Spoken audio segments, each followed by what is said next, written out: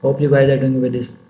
Hope you guys are doing well. In this video, I'm going to tell you that how you can convert a PDF file into a Word file and a Word file into a PDF file, or you can convert a lot of file into different extensions. So first of all, you have to write here PDF to Word, PDF to Word converter, file converter, or whatever you can write. After press sorry. So first of all, you have to write here PDF to Word file converter and then press the enter. After this, you are going to see the website which is named I love PDF. Convert PDF to Word. You have to click this and open it.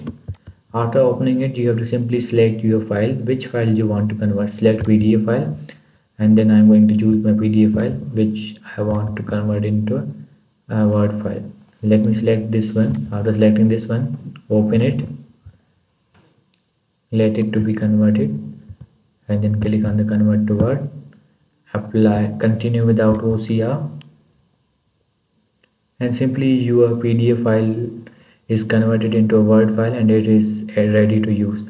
Then it is also downloaded. Click on this and your file is ready to use. You can use this file for your whatever you want to use.